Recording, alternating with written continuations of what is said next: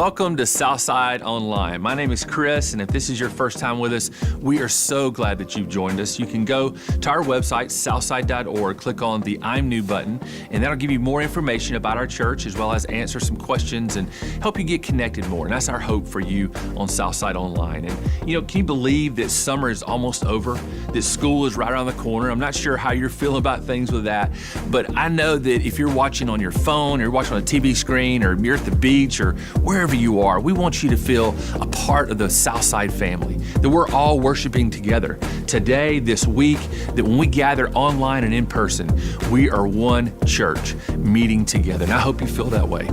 Today, we're in part 2 of a series we started last week on who we are as a church, our mission, our vision, the heartbeat of who we are, and it's called At the Heart. And today I'm excited that we're going to get to hear from one of our student pastors, Chad Ward. And here's a special thing about Chad. His first day on staff was March the 15th of 2020. Anybody remember what was going on during that time? That was actually the beginning of COVID, right? So everything kind of shut down, and so we had to reimagine what student ministry would look like. And so we began meeting outdoors with masks and different things, and because of Chad's leadership, figured out ways for our students who were the most vulnerable during that time to be cared for and to be able to gather together. And so our student ministry since COVID has grown 200% under Chad's leadership. So I'm excited for us to get to hear Chad's heart today. So we're going to be joining our room in Peachtree City at our Peachtree City campus here, but I know that many of you are in Henry County and Noonan and Coweta County, as well as Chat Hills. Thanks again for joining us here on Southside Online.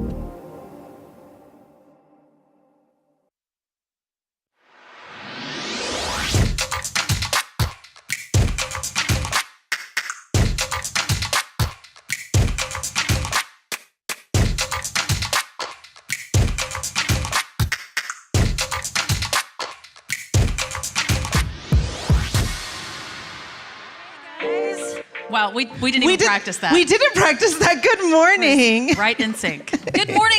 We're so glad to see you this morning. Yes. I see friends out here already. Happy to be with you guys. Hey. My name is Angelica. If we haven't met before, I have the pleasure of being on staff here. And I am Andrea. So glad to be up here with my friend and to also see you guys. Yeah, welcome. And if you're joining us online, welcome. We are so glad that you guys have chosen to tune in with us this morning. We've got a great morning planned. I mean, if you can't already tell, we've got friends here, right? Come on. This is the best kind of Sunday. When you get two of us. You get 2 of us. We've been having so much fun all morning long getting ready for this, and we've got a fantastic morning planned. So if you're new today, we want to give you a special shout out. Thank you so much for being here with us today. Yeah. If you have any questions, need any answers, want to know how to get connected here, you can go to the studio. That's out in the lobby, and any one of our volunteers will be happy to answer your questions for you.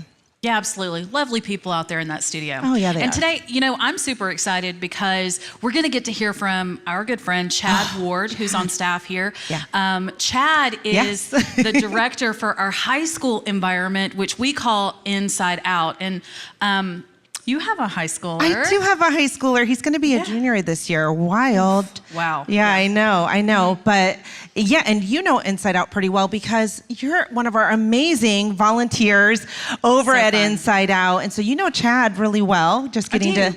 Yeah. And, I have senior girls. Shout out to all my senior girls. Ooh, yeah. And so it's a big year for us. We're just about to head out of town for a camp next week.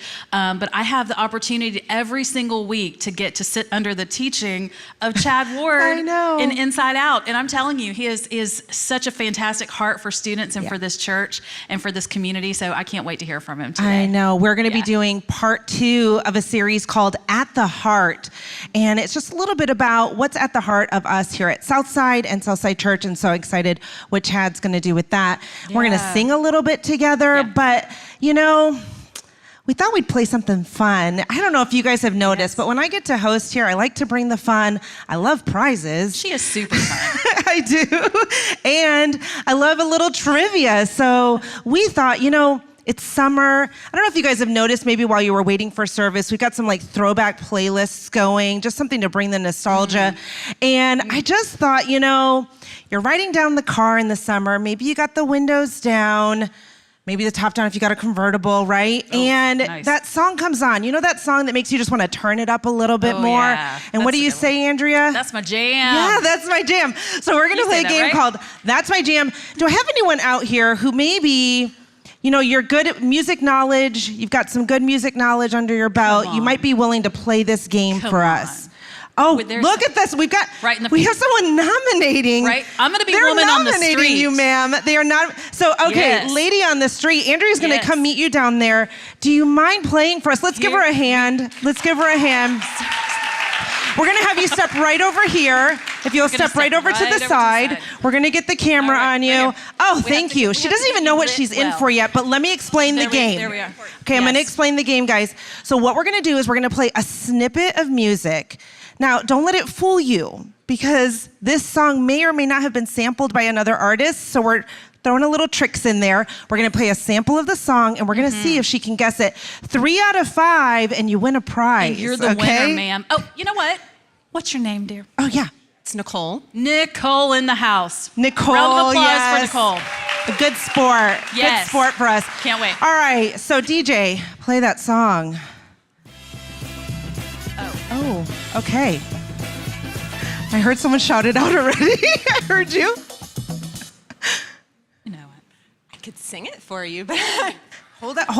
Say it loud into the mic. Go ahead. What is it? I have no idea what it's called. No. Okay. Crowd, any helpers out there? Oh, Crazy Love? Crazy in Love? Crazy is that answer. Crazy in... Are you my woman? Listen. Oh, we're saying that Queen Bee sampled. Yeah, I don't know why they decided to go with the lesser known original version of that. But I'm going to give it to you. I don't think I'm old enough to know that I don't think so either. I don't think so. All right, DJ, give me song number 2, please. Yeah. Oh, okay. See some heads bobbing? Yeah. Gangsta's Paradise. Oh, Gangsta's Paradise. I am definitely old enough to know that one. All right, let's see that answer. Oh! We're definitely giving you that street cred. We're giving you the street cred on that one, though. All right, song number 3. Okay. Oh. I hear the murmuring. Nicole. We're going Every Step I Take, right? Ooh, all right. What's that answer? Oh. Okay. Who said Puff Daddy? I want to know. Who said Puff Daddy? It was the Police. I feel like right. Who is Puff Daddy? Again, I'm feeling generous. So wait, when I go old, it's new, and when I go new, it's old. So I just need to go opposite. She is catching on. But I'm generous, and I'm saying you got all 3 right so far for anyone who's counting. All right, let's go ahead and go. Next song, please. Okay. Oh, I don't either. I don't know. Is anyone? it a party rock anthem? I don't know. I don't know. What's that answer? What's that answer?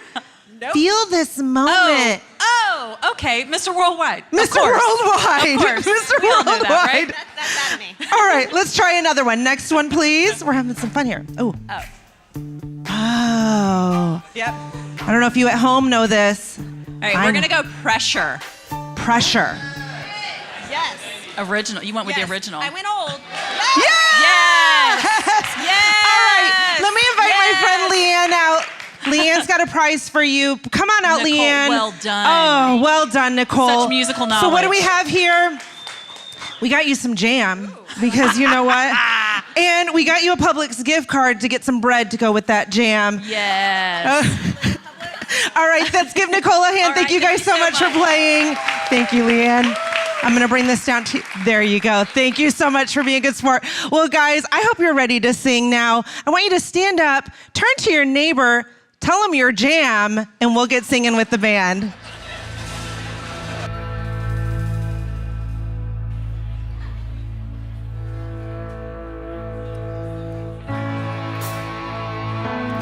Good morning, Southside Church. We're excited to be here and worship with you this morning. So sing out loud, clap your hands, do whatever you need to worship with us this morning. But we want you to be a part of this service.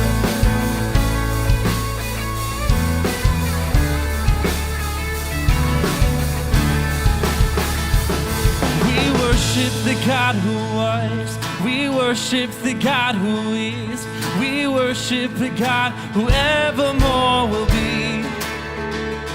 And he opened the prison doors. He parted the raging sea. My God, he holds the victory. Come on. There's joy in the house of the Lord. There's joy in the house of the Lord today. And we won't be quiet. We shout out your praise. There's joy in the house of the Lord. Our God is surely in this place. And we won't be quiet. We shout out your praise. We shout out your praise. We sing to a God who heals. We sing to a God who saves.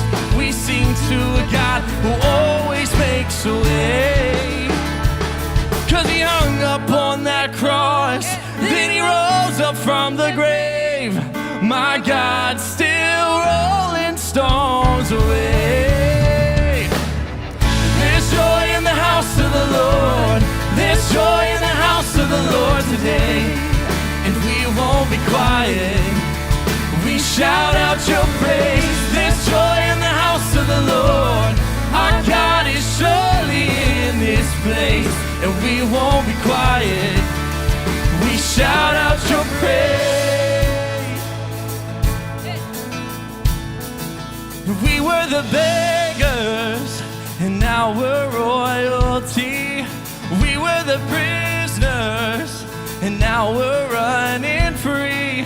We are forgiven, accepted, redeemed by his grace. Let the house of the Lord sing praise. Come on, every voice. We were the beggars, and now we're royalty. We were the prisoners, and now we're running free. We are forgiven, accepted, redeemed by his grace.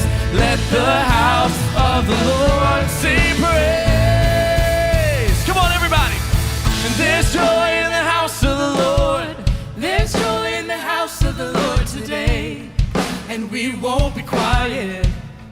We shout out your praise. There's joy in the house of the Lord. And our God is surely in this place. And we won't be quiet. We shout out your praise. There's joy in the house of the Lord.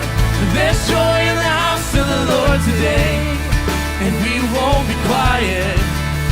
We shout out your praise. There's joy in the house of the Lord. Our God is surely in this place. And we won't be quiet. We shout out your praise. We shout out your praise.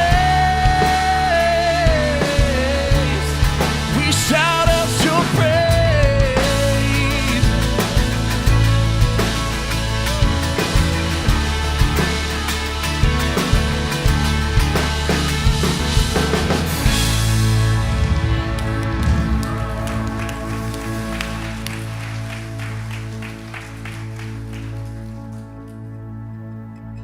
People come together, strangers, neighbors, our blood is one.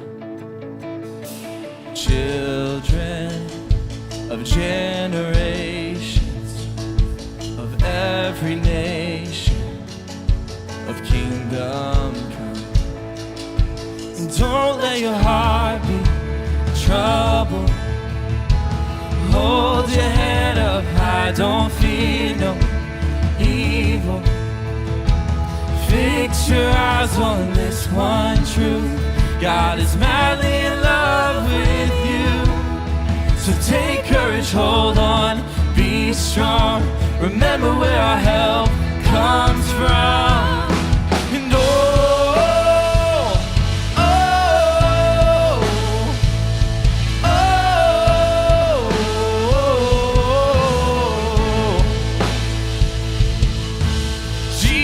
Jesus, our redemption, and is in his blood.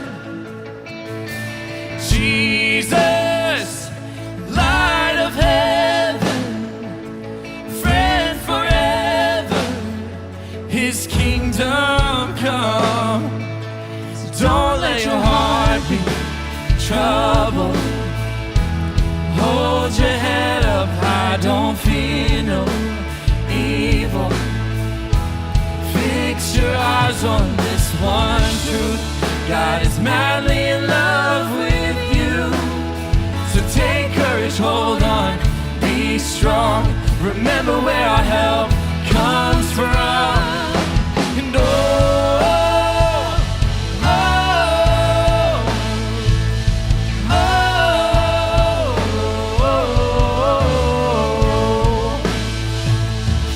swing wide, all you heavens, let the praise go up as the walls come down.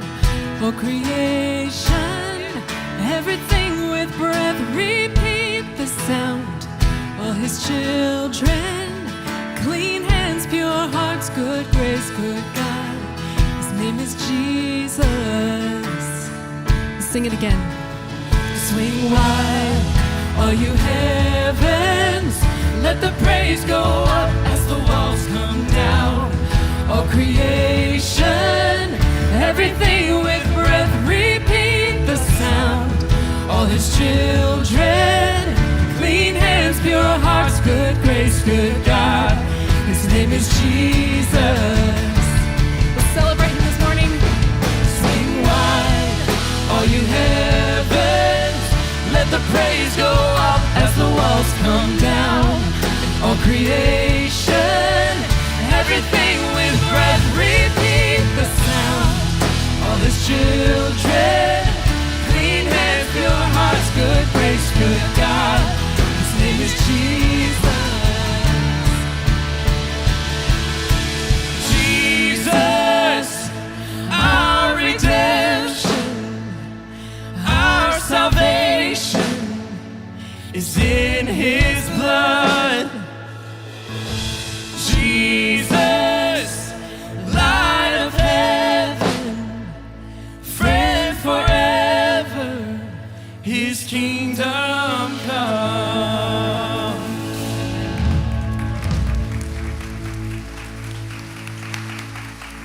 That's such good news. I love that song. Just talking about how good Jesus is for us. And that no matter what we are facing, no matter how high the waters, no matter how intense the waves, he is still for us and still with us. Let's continue to worship. You call me out upon the waters, the great unknown, where feet may fail. And there I find you in the mystery, in oceans deep, my faith will stand. And I will call upon your name and keep my eyes above the waves. When oceans rise, my soul will rest in your embrace. For I am yours and you are mine.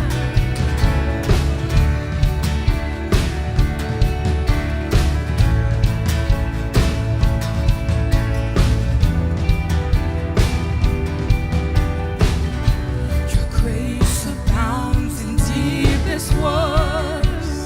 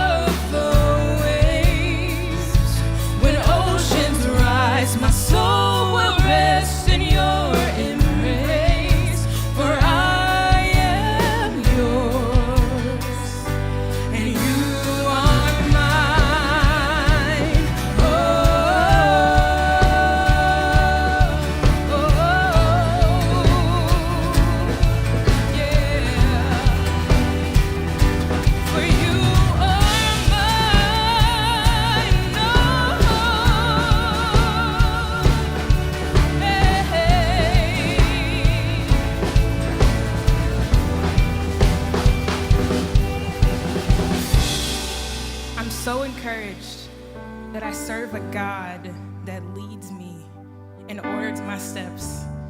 When I don't understand what it looks like, he continues to show me grace and favor.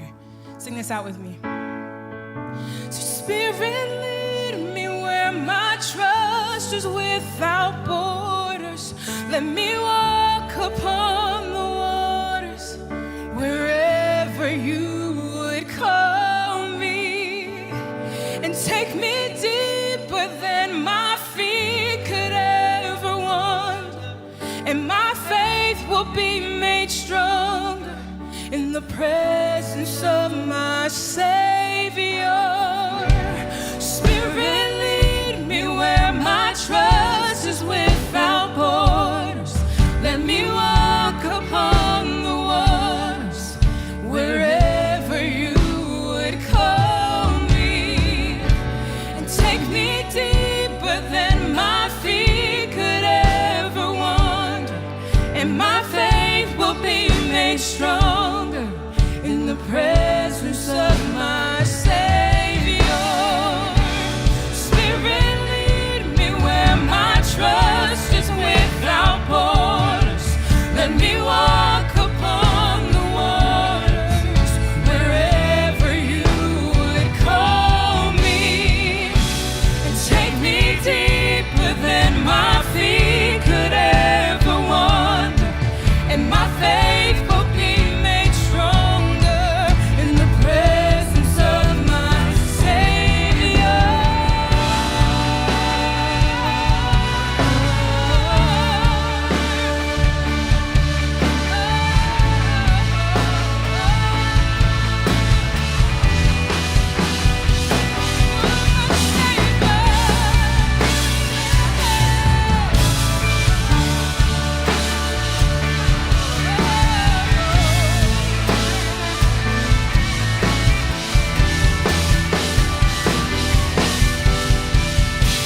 And I will call upon your name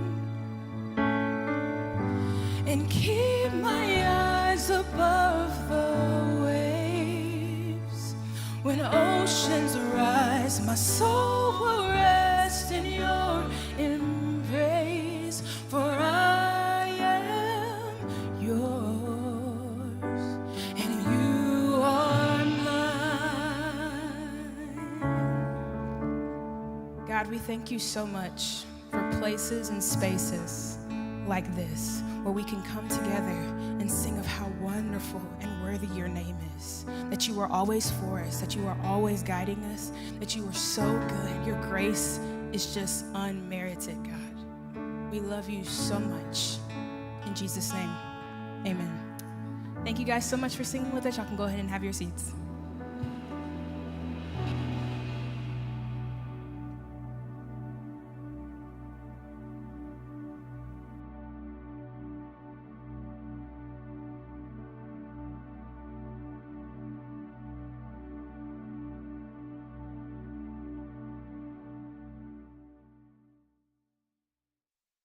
And I want to welcome you to Southside Church. We're so excited about what's happening in that part of town. We have begun construction on our expansion and renovation here at Southside. The idea is to create more seats, more space, so that we can continue to lead people into a growing relationship with Jesus Christ. Today is a big day in the life of Southside Church Newton. Right behind us, a foundation is being poured for our future building. Did you know that you have extended your reach to an additional 100,000 unchurched people? That's amazing. We are going to be an official partner church with Southside Ministries. Standing outside right now of the future home of Southside Church, Henry County. Hey, Southside family, got some big news. We are launching our 4th location called Southside Chat Hills. We have begun taking steps to launch another Southside campus in Fayetteville. Ultimately, we want to inspire and equip all ages to follow Jesus. We have never been more excited about the future that God has for us.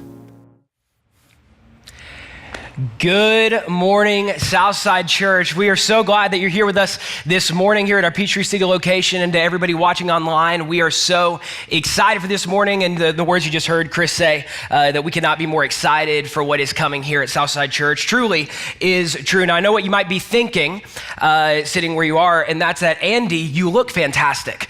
And truly, and then the person next to you whispers he's in his 20s, and it's like, what happened? It's like, so, but regardless of where you're at this morning, my name is Chad Ward, and we might not have had the chance to meet, but I am the high school pastor here at Southside Church, which can mean only one thing. We have no idea how this morning is going to go. We have a couple surprises.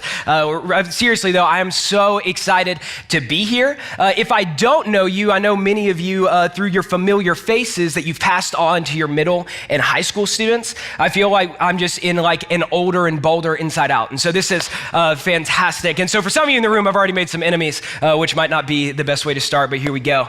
I am so excited today, but I'll be honest, I'm really, really excited about tomorrow morning. If you don't know what's happening here at Southside Church, in just a few hours at 7 o'clock tomorrow morning, about 150 high school students here at our Peachtree City location are going to be driving up, just still tired, kind of still asleep, and we're going to be heading down to Daytona Beach, where a couple thousand high school students are waiting on us for a camp that we like to call Inside Out Daytona. And I'm really excited about it because my job also incorporates going to the beach, which is a lot of fun.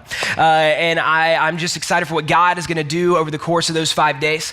But leading up to camp, and this is true about Inside Out Daytona, this is true about frequency for our middle schoolers, shameless plug. This is true about anything that we do here. Leading up to camp, in the months and the weeks leading up, we get tons of questions. We get tons of great questions. We get tons of questions that are kind of a little bit of head scratchers, not from anybody in this room, but we get all these questions. And so we have a couple leading up to Inside Out Daytona that we got permission to be able to use these, that I just wanted to share with you our questions that we've been fielding, our team has been fielding, leading up to this beach camp for 5 days that we leave on tomorrow morning. The first question is this: why does camp cost so much?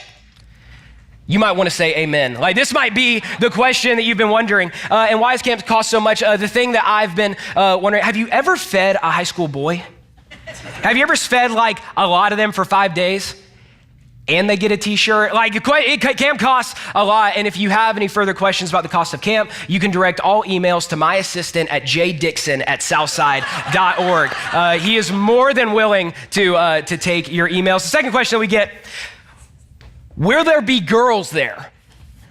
Now, I got this one from a mom, and I'm not going to say who she is. And in my head and in my heart, what I want to respond is, ma'am, I'm sure there'll be at least one. Like, I don't know what they think. I don't know if it's possible to take like a bunch of guys down to the beach and there not be at least one girl there, but it's like, I'm pretty sure there's going to be at least one. And the other thing I was thinking is, I don't know if this is a mom that is like worried of what their son's going to do if there are girls present, or if she is like, hey, I'm trying to find somebody to get him out of my house. Like, I don't know what this mom is thinking, if it's like trying to do her son a favor. I have no idea. But we have this thing, hey, will there be girls there?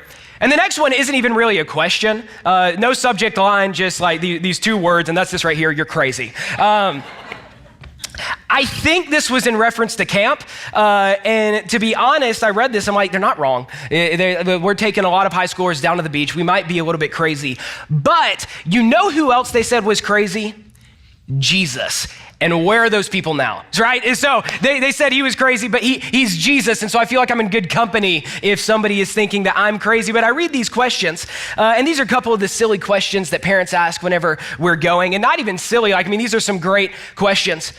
But eventually we get a few more questions that show the heart of parents, and I absolutely love some of these questions that are coming up. And we get questions like these: where will my student be staying? And it continues: where will my student be staying? What will my student be eating? And what happens if something goes wrong? Where will my student be staying? What will my student be eating? What will happen if something goes wrong? And really, at the end of the day, the question that parents are asking as their kid is about to be entrusted with us for 5 days a week and whatever it is this right here: will my student be safe?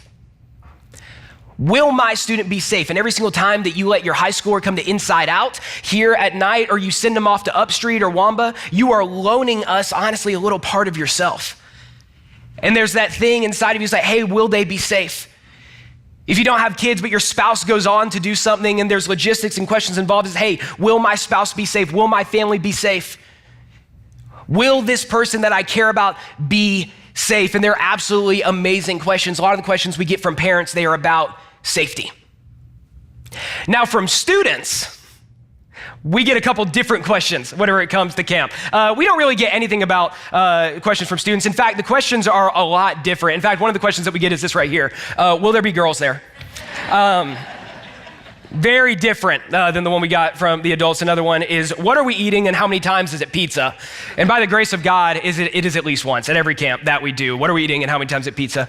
Or do I need nice clothes for the last day? There's this thing that happens at beach camp, and I have no idea who started it. I don't know how far the tradition goes back, but for whatever reason, without any communication, everybody, for whatever reason, brings nice clothes for the last day at Daytona. We have no idea what it is, but it's like they all want to take pictures at the beach and they all want to like be able to post on their Insta or Be Real or TikTok or whatever it is that they're posting on. But they have the things and they want to look nice for it. And so they have these dresses. And so staff, we started calling them their salvation dresses and their promise polos. Like that is the attire on the last day of camp is, do I have to bring nice clothes? But then we get the more serious questions as we're about to go to camp. And it's questions like these. Who am I rooming with? Who am I sitting with on the bus? Who else is going? And the question that they're really asking whenever it comes to these things is this question right here is, will I be alone?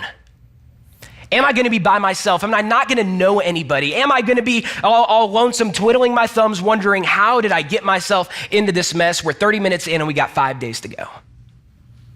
But really, as I was thinking about this, whether it's an adult worried about safety or a child worried about being alone, really they're talking about the exact same thing, because in the mind of a high school student, in the mind of really any student, and I'd say really anybody, alone equals unsafe.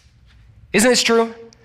That alone equals unsafe. And I'm not talking about your alone time that is needed. My wife is an introvert and she needs her alone time or else I am unsafe, right? Like I'm not talking about your alone time, but what I'm talking about is feeling as though you don't have anywhere to go or anyone to whom to go when things get bad. Whenever you're truly alone, whenever nobody knows you, whenever you are not known, it can feel unsafe.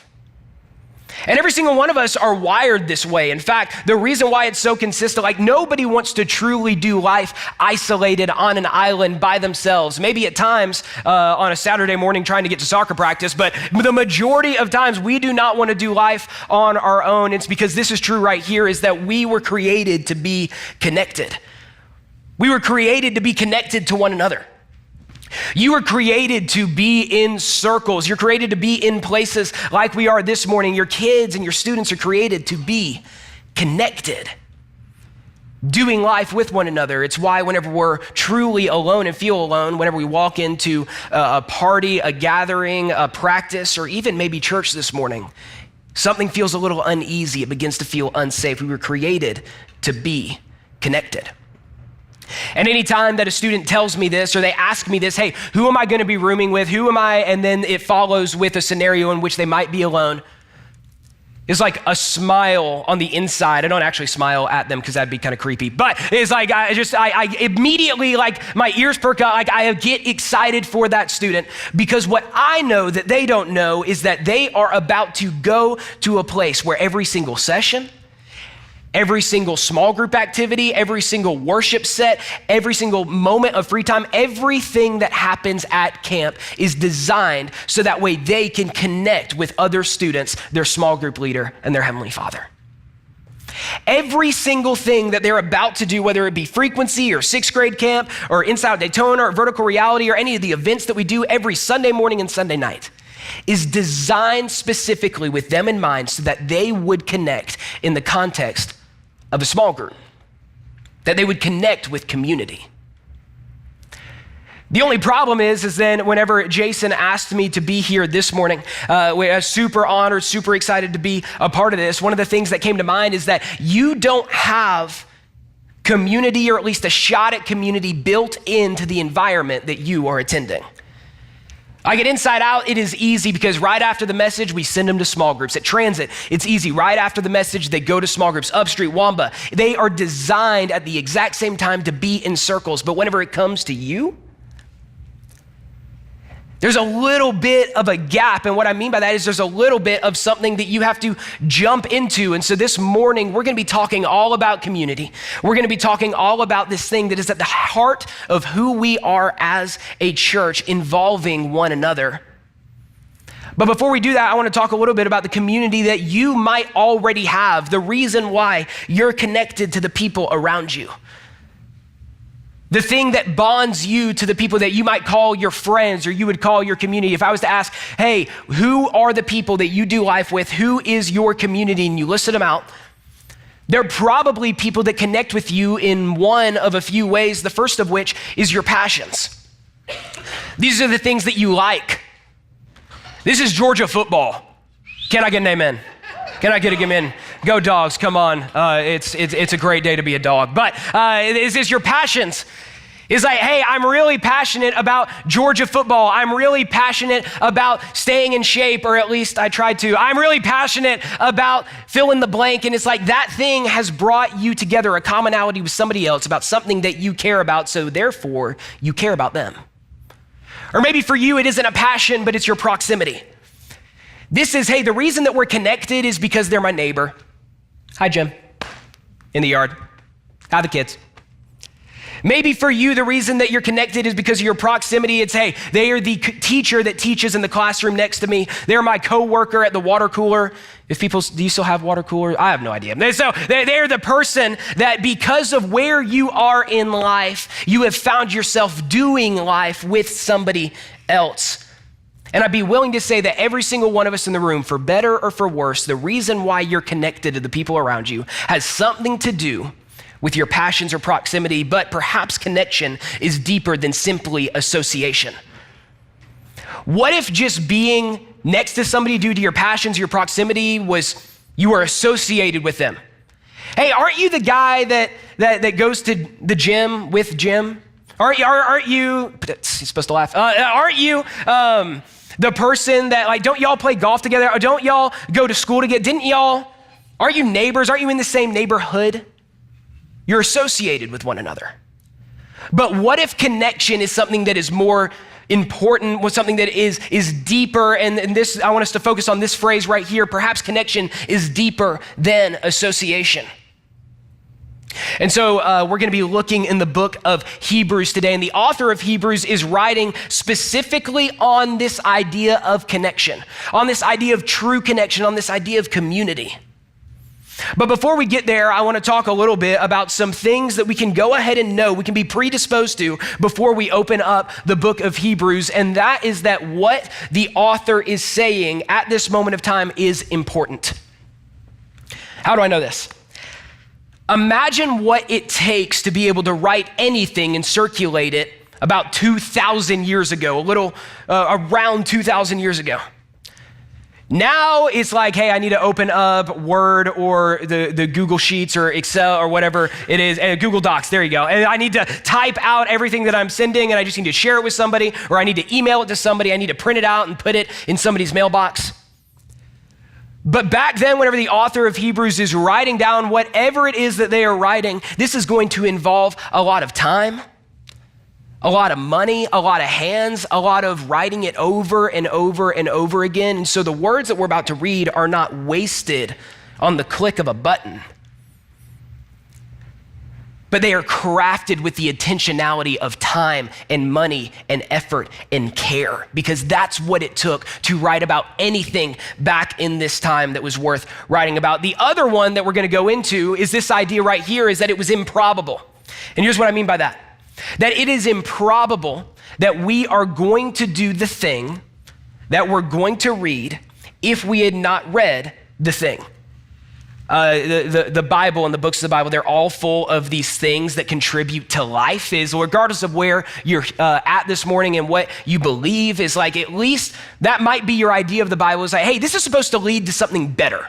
This is supposed to lead to something that is more life. And the authors that wrote each and every book is like, hey, this is supposed to be getting us to a place that is better. But you know what is great and is a lot better? Is breathing. I love breathing. If I didn't breathe, it would not be good for me, right? But it's so important. But you want to know what the author of Hebrews did not have to write in? Breathe in, breathe out. You'll stay alive. No, why? Is because it was obvious that we are going to do it. Every single one of us, that is natural. If whenever you were a little kid, I don't know if this was anybody in the room, but my younger sister all the time would get so mad at my parents telling her to do something that she would just, just hold her breath and pass out. And then she'd just start breathing again and wake back up. Why? Because your body and if you meet her, she turned out okay, I promise. But she's a great gal, loves the Lord. But my sister, she would just wake back up and would just start breathing. Why? Is because subconsciously nobody had to tell her to continue to breathe. The reason why I say all that is because we would not naturally take part in the thing that the author of Hebrews is writing about, so it is very important. And with intentionality, it becomes probable. So we're going to turn to Hebrews chapter 10, verses 24 through 25. And we read this right here. Let us consider how we may spur one another on towards love and good deeds. Focus on this, not giving up meeting together, as some are in the habit of doing, but encouraging one another, and all the more as you see the day approaching. Not giving up meeting together. And so in light of what we just talked about, in my head, I'm going, okay, it is probably really important, at least to the author of Hebrews. It might not be important to you, and that is totally okay. But if nothing else, at least to this person, they believe that it is important that we not give up meeting together. And I'd be willing to bet that they probably think that if he did not spend the time and the money and the effort and the resources and the heart and the risk in that day and age to write what he's writing, that we probably would give up on meeting together. And one of the ways that it's talking about is this right here. I mean, we're currently meeting together. And so in some ways I'm talking to like preaching to the choir, like this is the people that have not given up, at least in one way, shape, or form, whether this is your 80 millionth time in this building or it's your first. But I think that the author of Hebrews is talking about something even more connected and even more deep than simply being in rows. And you want to know how I know that is because of the things that are surrounding that word, not give up. If we read this verse, we see that we spur one another on towards love and good deeds. It's really hard to do that for one another in these rows.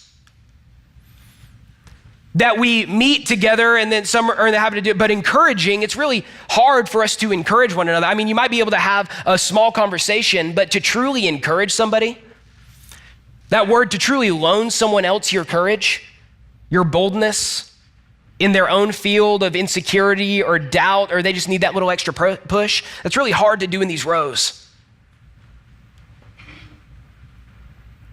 Getting in this habit, I don't think is just talking about what we do on a Sunday morning or what high schoolers do on a Sunday night, but I think it's about something that involves a circle. And you've heard Andy say it many times, is that circles are better than rows. And what we mean when we're talking about that is getting in a group, but even more than that, getting in true community. That is where life change happens. That what we're doing up here on the stage, and I love this part of what we do as a church, and I hope that it's meeting you where you're at this morning, but the reality is that in a year, in 5 years, in 10 years, you're probably not gonna remember all the nuances of what happened here this morning. But you might remember who you sat next to. You might remember who you talked about what you heard here with. You might not remember anything that I say, but you remember what she said, or he said,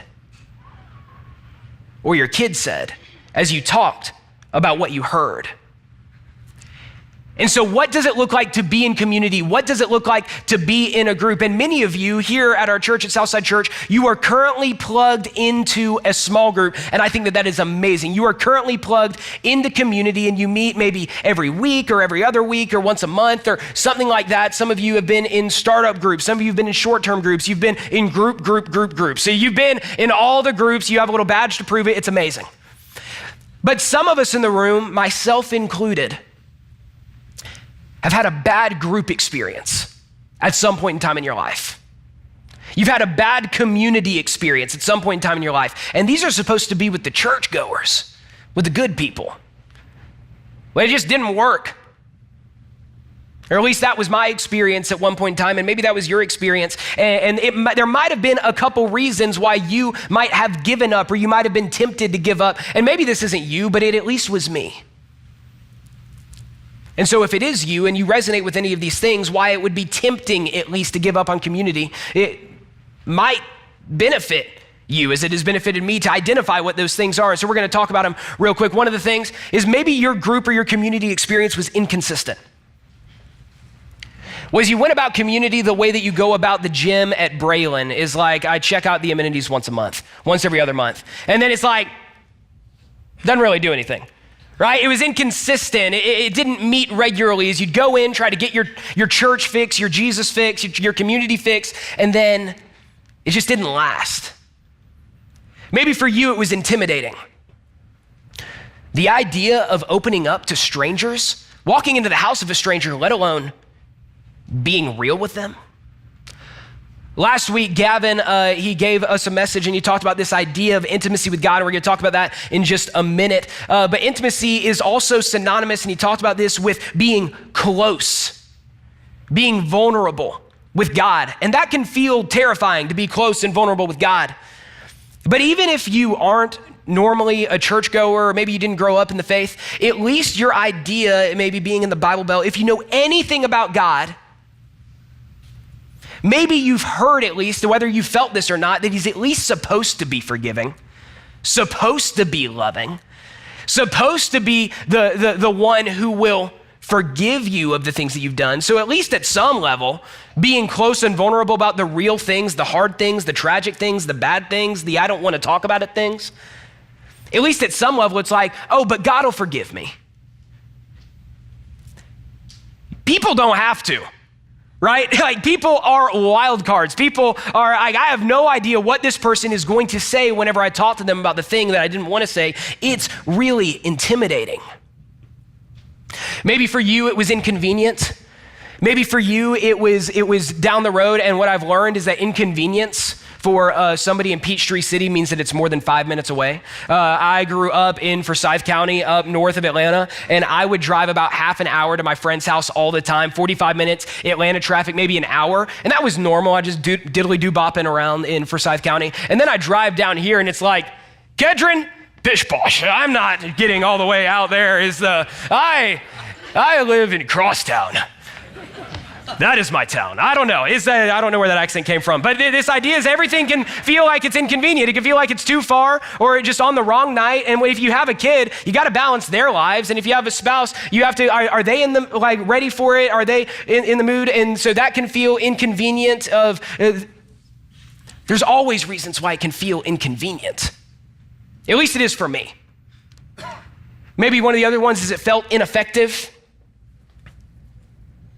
It felt like, hey, we did that, but the thing that was ascribed to us, or the thing that was, with the idea that I was given about community is that these would be people and instantly like something amazing would happen. Like, I don't know what it was, but it's like I would get around in a circle and it'd be like, oh, like that, but the sky open up and Jesus comes down and is like, yeah, I don't know what he would say, but I just thought that there would be something incredible the moment that I started meeting with people in a circle, and maybe for you that just didn't happen the way that you thought it would. Or maybe for you, it wasn't any of these things, but it just isn't right for you. The people that you were meeting with is like, hey, you went and it was consistent, and yeah, it was intimidating, but you pushed through it. It was inconvenient, but you showed up anyway. It was ineffective, but you kept going, knowing that eventually something would happen, but just wasn't the right group of people. You just didn't jive. Just wasn't a connection. And so for one reason or another, maybe you have given up on community or you're sitting in it right now and you are tempted to. But the author of Hebrews at least thinks that it's important and thinks that without intentionality that we wouldn't continue to endure and persevere through meeting together. And so I think it's important that we all do that. But you might be sitting there in your chair and you might be watching somewhere online and you might think in this moment, well, Chad, you're telling me not to give up on community, but you're just sitting there going, why not? Why not give up on community? Why not give up? What would it do for me? I know that those are the reasons why I might have given up or been tempted, but why not give up on community? So back a couple years ago in March of 2020, I accepted a job here at a church that you might have heard of. It's Southside Church. I was currently north of Atlanta. I was living at my folks' house. I had just finished up seminary. I was working at Inside Out at Brownsbridge Church, and I was just crashing in the basement. It was awesome. No rent, just kind of living off of like a meager part-time salary while getting my way through seminary. And it was finally time to go off and get like a real job. And so I had talked with Jason, and we had had a few interviews, and he offered me the job the same day that Kemp shut the state down. Just in the nick of time, right? So found the job. It probably would have gotten dissolved. I have no idea, but I made my way in here, weaseled my way last minute, and then eventually had the chance to move down here, and the journey has been absolutely amazing. But here's the thing, as I was processing whether or not I was going to move down here, was I knew absolutely nobody. Jason was the first person I interviewed with, and so I like to joke saying, Jason, you're my oldest friend in Peachtree City. It's like I knew literally nobody, and I don't know if you know this, but there aren't a surplus of a bunch of people in their singles and in their 20s in Peachtree City, and so I came down here going, it's like, I am the only one. Like, I don't know what I was thinking in moving down here, but I knew that if I wanted to be in community, I was going to have to be intentional about it. And this is somebody is like, whether it was while I was in college at UGA, in high school, post that while doing my master's, it's like, I always felt like I had people to my left, to my right to do life with. And so coming down here, I just thought it would be easy. And then I got down here, and it wasn't easy. It was so difficult, and for all of the reasons that I've said, and I would go and I'd go golfing and just like meet random people, and I would sign up as a solo. Literally, I'd do this. I'd sign up as a solo and on purpose be like 5 minutes early or 5 minutes late to the tee box, hoping that I would meet some random person that would be like, we're friends now. And so we'd play golf together. I would go to the gym, and I would spend half the time just networking. Like, I was just trying to find people to do community with, and it's like, I'm not the most shy person in the world, but I am very uncomfortable with both of those things. And so that was this season where I was just kept on trying to meet people, and it was weird because we weren't shaking hands then, and so I was like, Air 5. And so just trying to find community. And it was just not working. At least I had a lot of people that I was associated with, and I knew a lot of names, and I would say, hi, how are you, whenever we were at the golf course, but I didn't have anybody that would talk about the real things going on in my life with. And then one of my roommates, his name's Tanner. Tanner and he was like one of my only friends, but it's like the roommate vibes. And so at the same time, you're like getting real about life, but mad that he left the plates in the sink. And so I needed to find somebody outside of the house. And he was going to watch The Bachelor over at a friend's house. And they do this like every Monday night. I don't know if there's any Bachelor or Bachelorette fans out there, but I had never seen a bit of it, a lick of it. And in that moment, I was invited to go, and I was like, to watch The Bachelor? You want me to go with you to watch The Bachelor? And so just like the people on the show, I was desperate, so I went. And so while we're on our way over to The Bachelor, I just have one question for Tanner before we get there, and it's this right here. Will there be girls there? And so we're about to arrive at this house, and I walk in the door, and I'll never forget it, is there's this young couple that are in their 30s, and they're just like, but they're like the couple that was just so cool. And I'm like, hey, you're just in that next stage of life than where I am, and I cannot wait until I'm where you're at. They have a bunch of littles that are running around, and they're the cutest kids in the world. And there were just about 8 people that are in this living room. All of them, I think it might have been all the mid-20s who love Jesus in Peachtree City, but it was about 8 of us that were in this living room. And I'll tell you what, I cared so much about The Bachelor that night. It's like I was so happy to be there, and it was great. And then eventually, that Bachelor watch party, after about 3 or 4 episodes, the season ended, and then so did their relationship. And then right after that, we decided, hey, and these are all a bunch of people who follow Jesus, who say, hey, do y'all want to get into like a Bible study or like just talk about books that we've read or a podcast? But just really, it was form a small group. And so we did. And we met, and we kept meeting over and over. And over the course, it wasn't perfect. I felt all the things that we listed out there, intimidating, inconvenient, all the things. But it was the best decision that I ever made. And not just because that's where I met my wife. Shameless plug. I met my wife there. It was great, fantastic. She works over in Upstreet, and happily ever after Tybo, the end. But there was, in fact, one girl there, and thanks God. And so, but it's like the thing, and you can even ask Sarah, my wife, is that the reason why it was tough in the beginning of our relationship, whenever we knew, hey, we like one another, we need to start dating, is that I was super slow. It took me months to be willing to like, hey, let's do this thing, because I was so nervous that whenever or if ever we ever split up, because every single one of my relationships pre-here has ended in a breakup, fun fact. I was just like, if this goes the way everyone else has, they're all gonna choose you in the divorce. Like, you are way better than me, way cooler than me. You are so kind. And I'm like, hey, if we just date and it goes for a little while and this doesn't work out, I'm gonna lose all of my community. Luckily, it didn't. But I realized something in the months that I was tempted to give up on community after I found it, is I thought about the things that I had found, and I thought, man, if I did not have this, I would be missing out on everything. I'd be missing out on weddings. I'd be missing out on birthdays. I'd be missing out on, hey man, I just need you to come over. This just happened and I need somebody to talk to. I'd be missing out on life. And when life gets hard.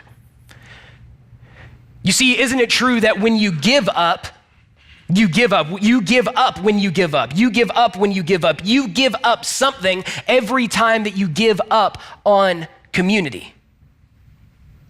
You give up encouragement when you give up on community. You give up accountability when you give up on community. People that can see your blind spot, see where you're going and say, hey, we got to ring it back in. You give up on health when you give up. Every single study show that the amount of mental illness that is in the world, that it skyrockets the moment that you're in isolation.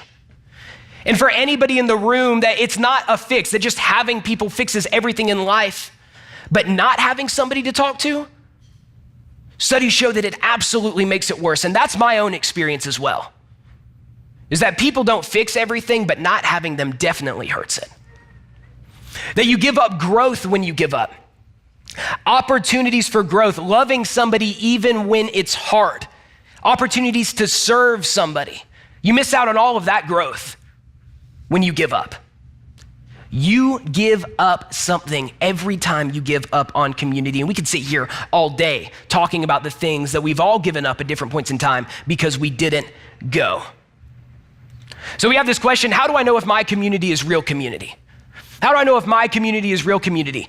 We have this thing that I talk to about high school students whenever it comes to dating, and I promise this makes sense. High school students, they do this thing where they date people that they're not dating, and this will make sense in just a minute. High school students, they will talk to somebody, or they will hang out with somebody, and then you ask them, hey, who is that somebody to you? And just a friend. Just a friend. We're not dating at all. And I'll talk to them, and I'm also an 11th grade small group leader for guys at Stars Mill. And I'll talk to guys, and I'll sit across from them, and they'll be like, hey, yeah, we're not dating. And it's like, but y'all hang out and text constantly. You snap constantly. You only hang out with them. It's like, why on earth? And so we talk about it. And so I ask them this question anytime that they're in a relationship that I feel like is a dating relationship, but they don't claim it's a dating relationship. And I ask them this: if they got a boyfriend or a girlfriend, or you got a boyfriend or a girlfriend, whenever I'm talking to a high school student, would you have to change your relationship at all?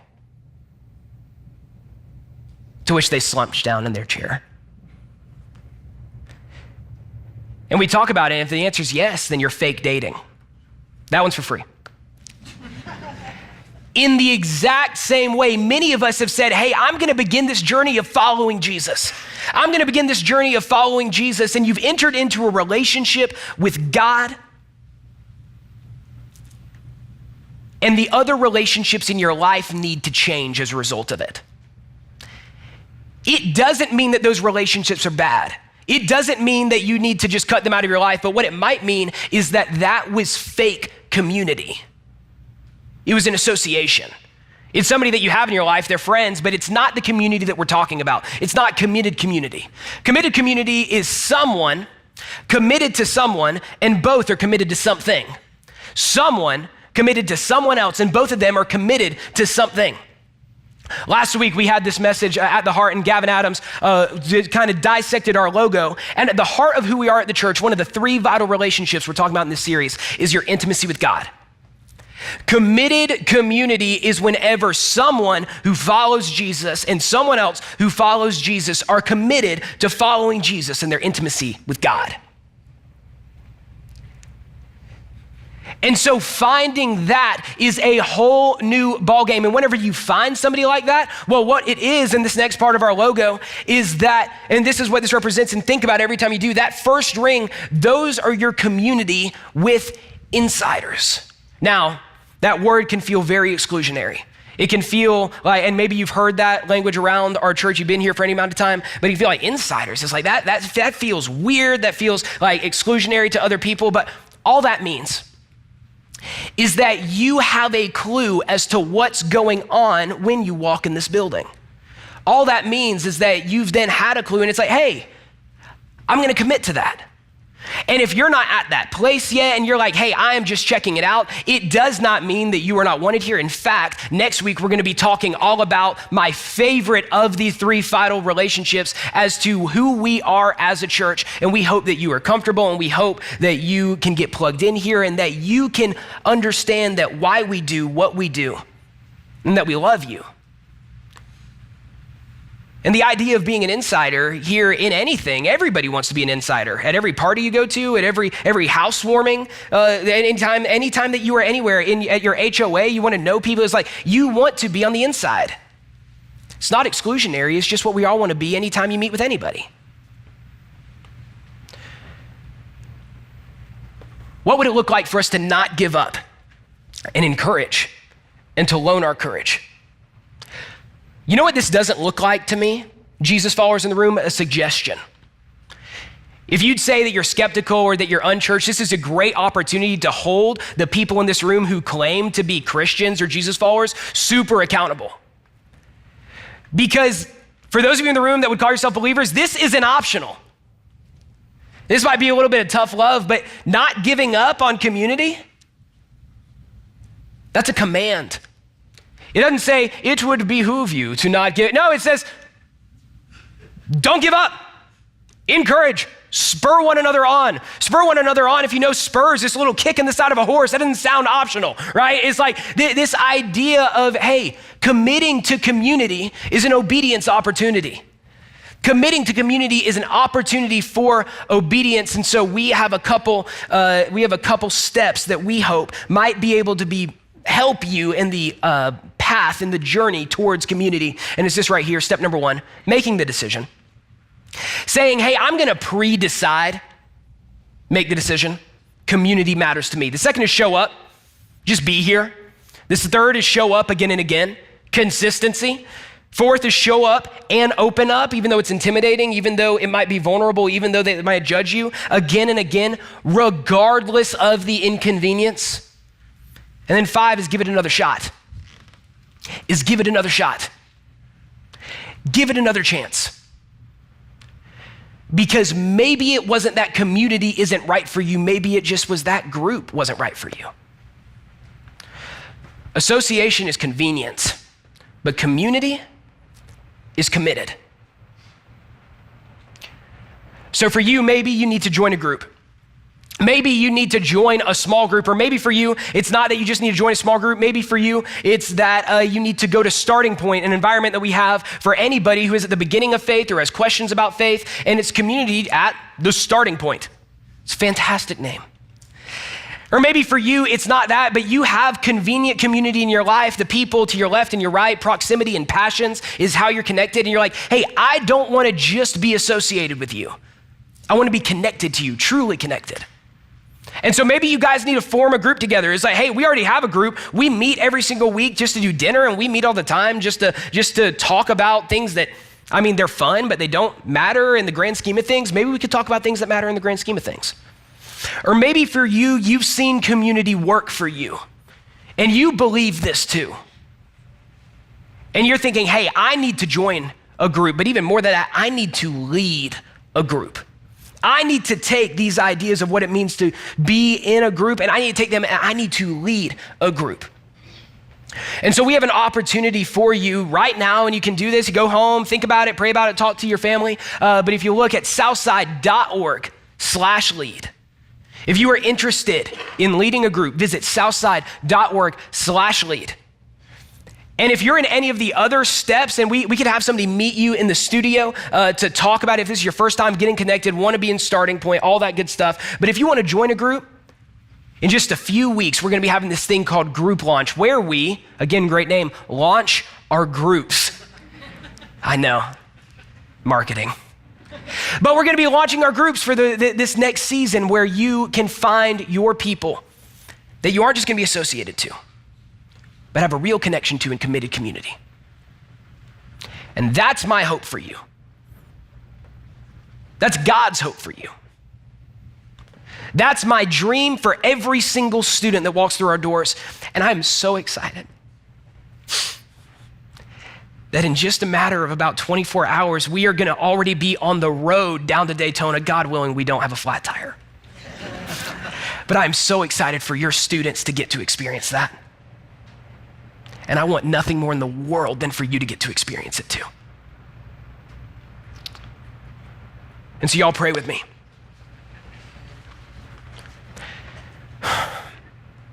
Dear Heavenly Father, Lord, thank you for this room. God, thank you for the people that make it up. Thank you for those that are here in this room, God, and thank you for those that are watching with us online. And God, I thank you for so many other people that have called this church home, whether it be here in Chat Hills or Noonan or a launch team in Fayetteville or in Henry County, God. But for here, God, would you speak to the person that needs to take a step towards community, towards committed community, and give them the courage to do so. And God, would you show up in a new way and be with us and work through us, not just in our lives, but also in the lives of our families. God, we love you, and it's in your name we pray these things. Amen. Amen. Well, thank you all so much for joining us this morning. We are so happy that you're here. Again, if this is your first time, we would love to get connected with you in the studio. And we hope you have an amazing week, and we will see you next week for part 3 of At the Heart.